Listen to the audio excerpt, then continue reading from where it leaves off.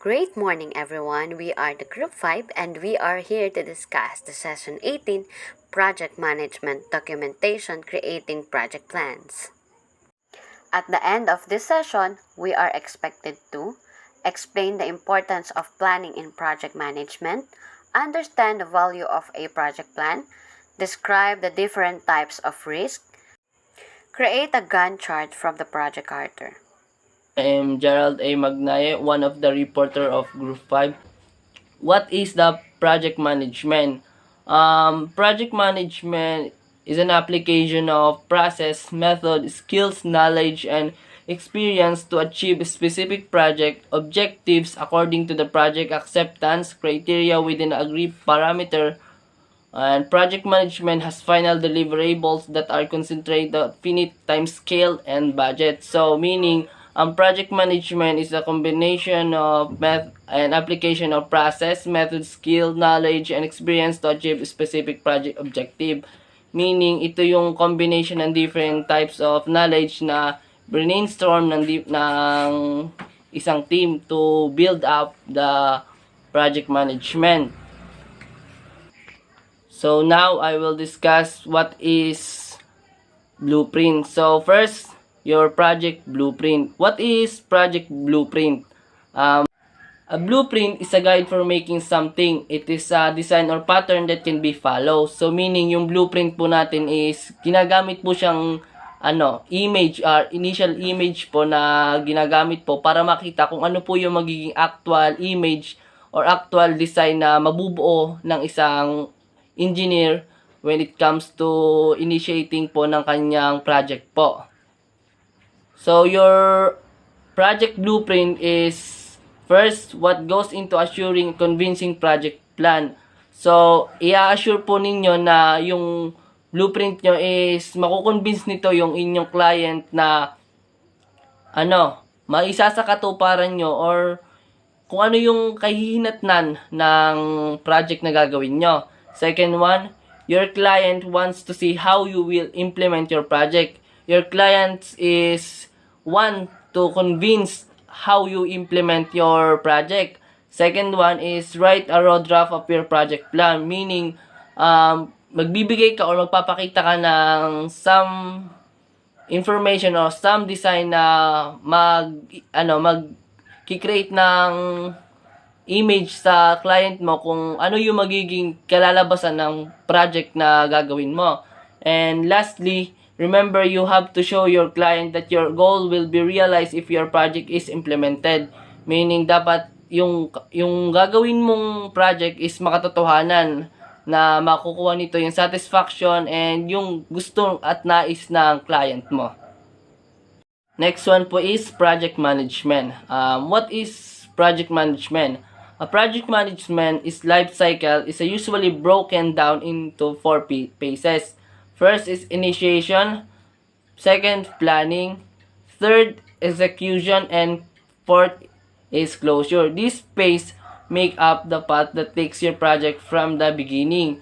Ito yung sinasabi, first is initiation. So initiation, you need to identify the business need, problem, or opportunity and brainstorm ways that your team can meet this need, solve this problem, or seize this opportunity. Meaning, dapat your team or your team has to identify the different kinds of problem and opportunities na ma-face nyo during your initiating your project po. Next, and during this step, you figure out the objective for your project, determine whether the project is feasible, and identify the major deliverable for the project. Dito, mayroon ka dapat objective na sinusunod or objective na kailangan mong isipin to maintain or matuloy lang yung gagawin yung project or maisagawa mo yung project na gagawin mo for your client.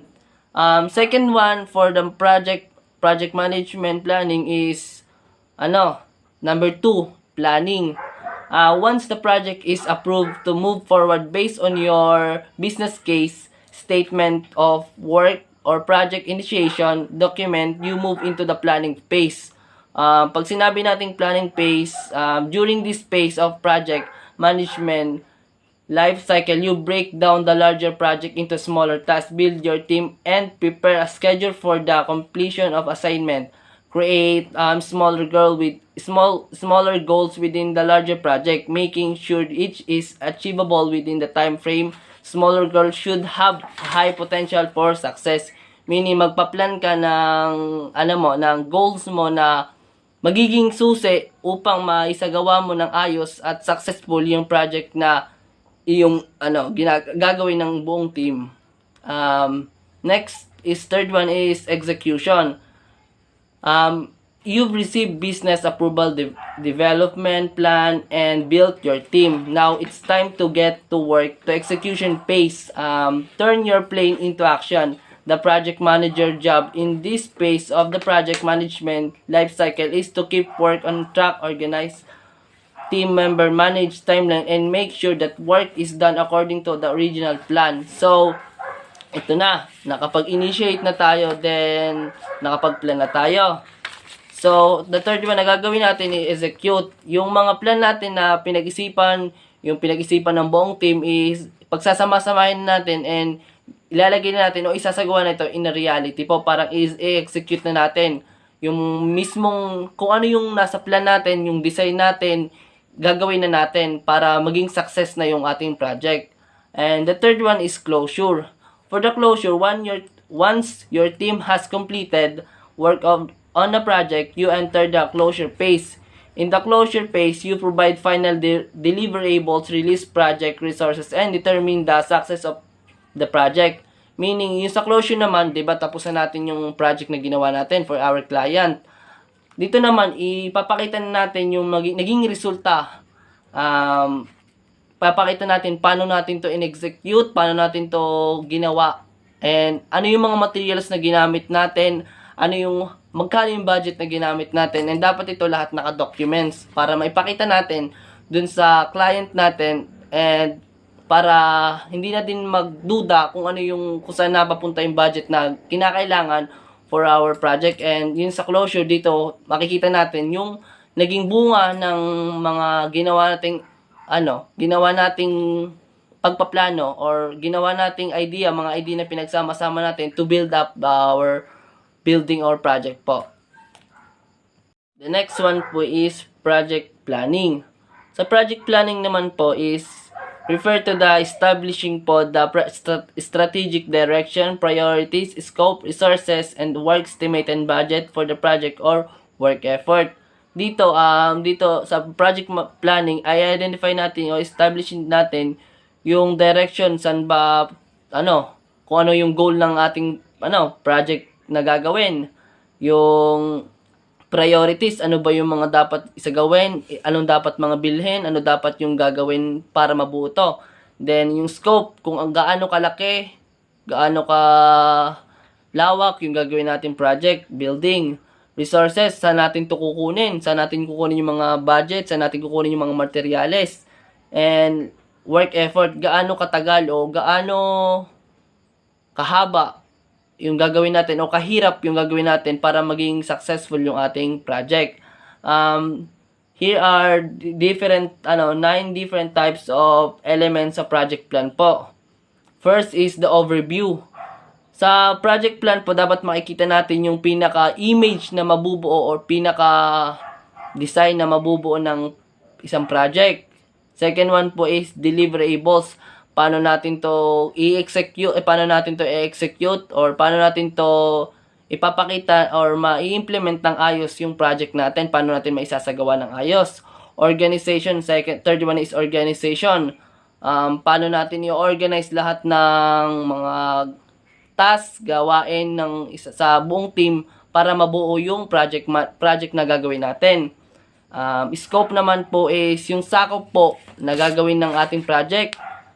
The time naman po is yung time dito makikita natin kung paano natin nagsimula yung nagsimula yung project natin and kailan to magtatapos. Dapat ma-identify natin kung ano yung exact date na kung kailan tayo magsisimula at exact date dapat na kung kailan to matatapos, kasi mahalaga sa paggawa ng isang project po, like yung building po, is mahalaga po yung time management po na kailangan po upang maging success or maging maayos po yung kalalabasan ng isang project.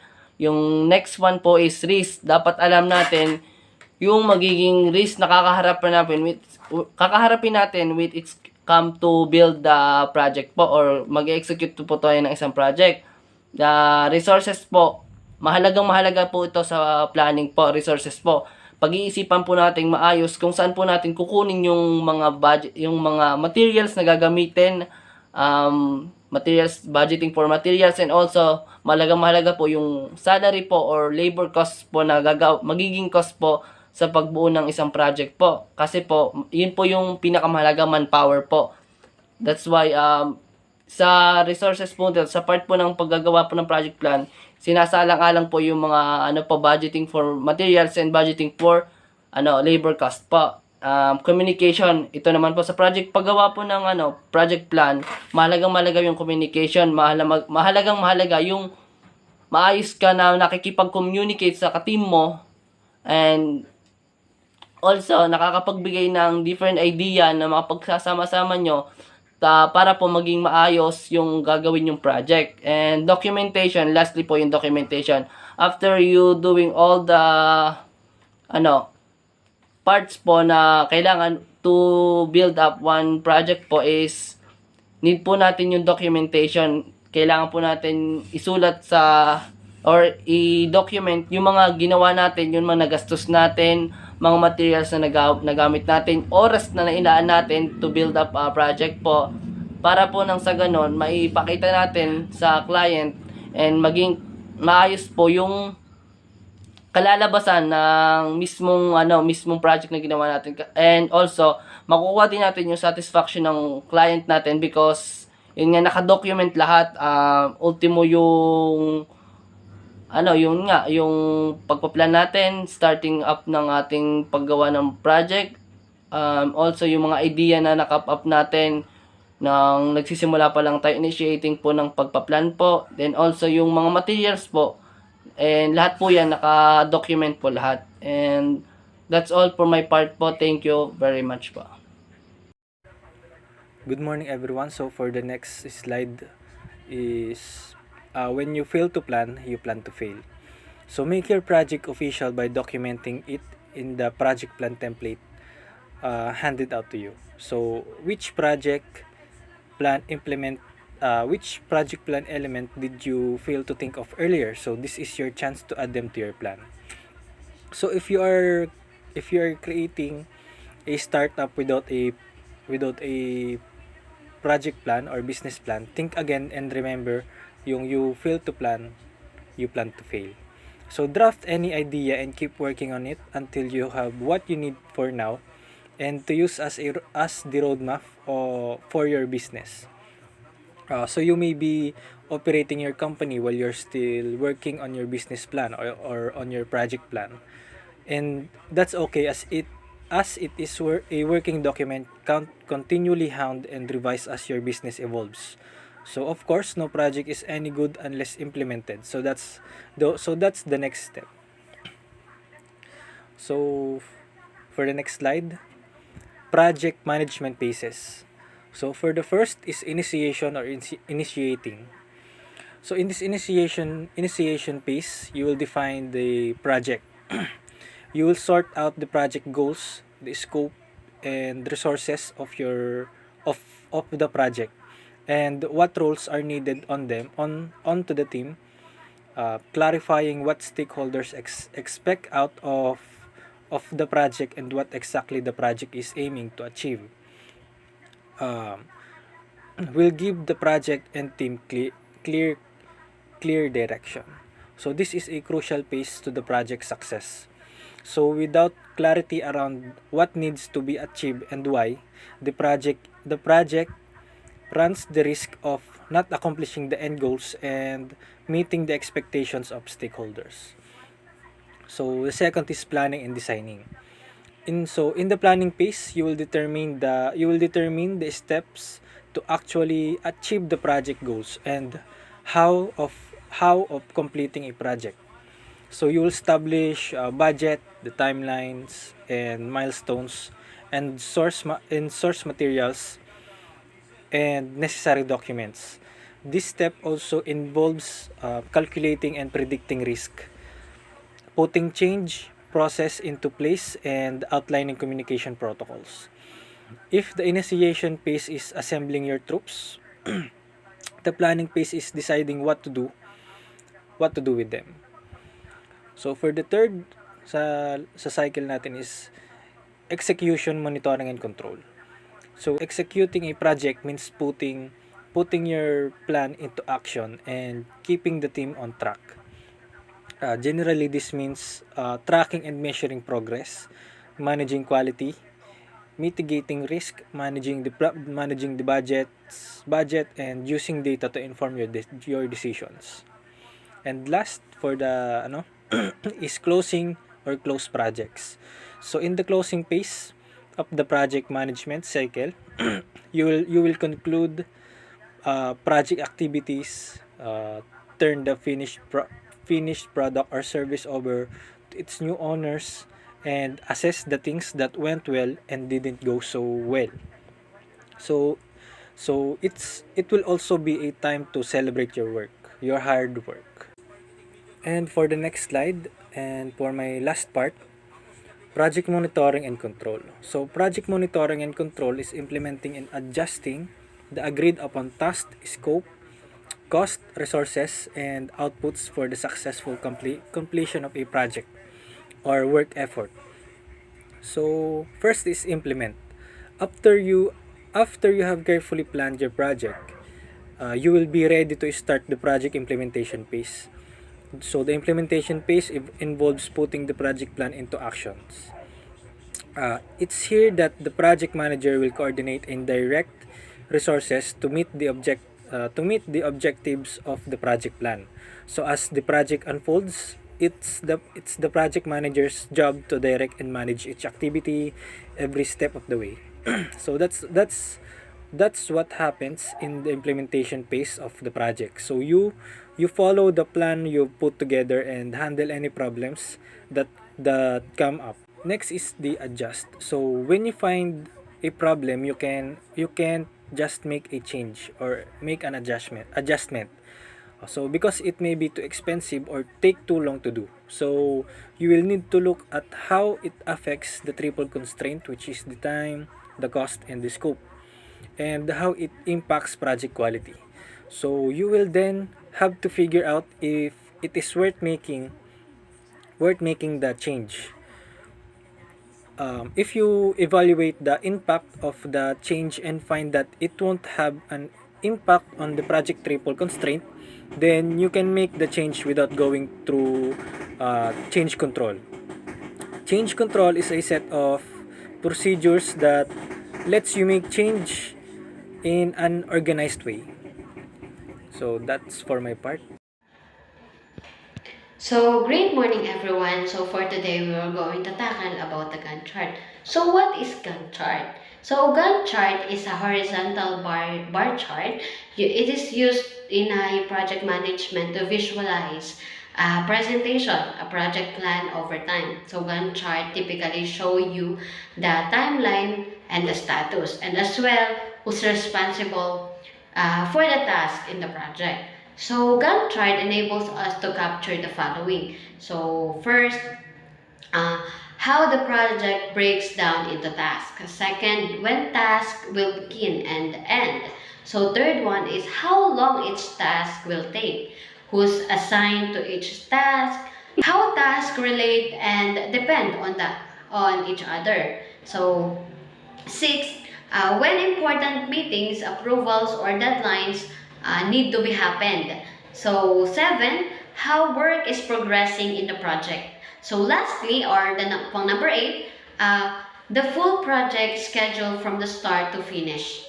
So, in overall, or in other words, a Gantt chart is a super simple way to communicate what it will be to take or deliver a project on time. So here are the elements of Gantt chart. The TST. T stands for the task. The first step in project management is to break down a project into individual tasks. Large projects almost always have a multitude of subtasks.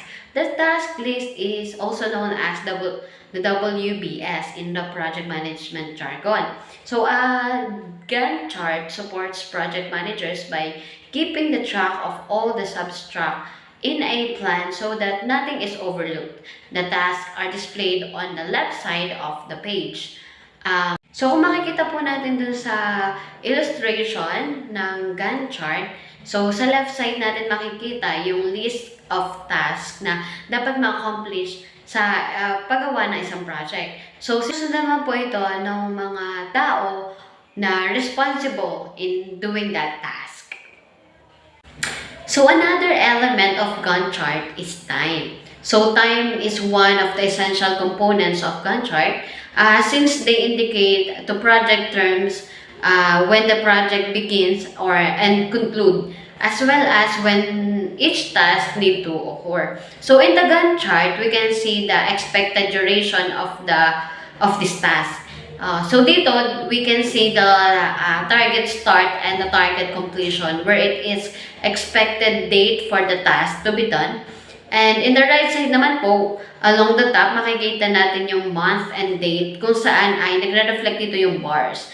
Where yung position and length ng bars is nagre-reflect siya sa starting date or duration and the end date of the activity.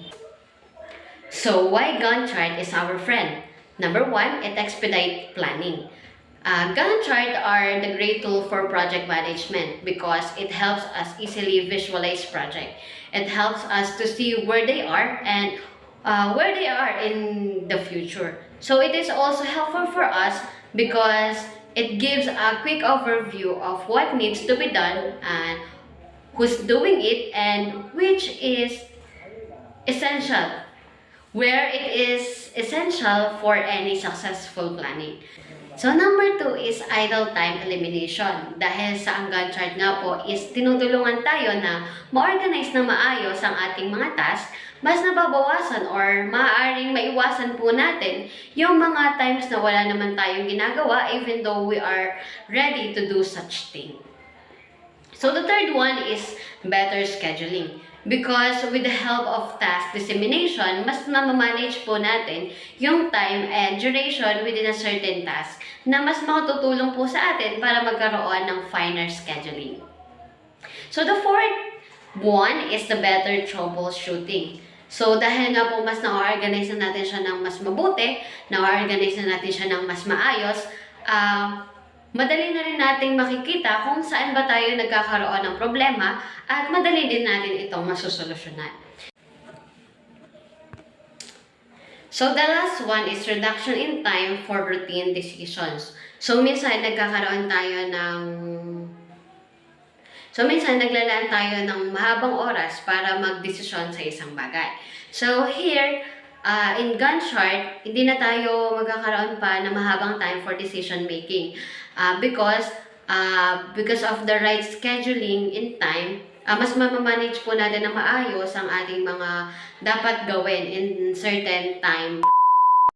That's all for our report. Thank you very much.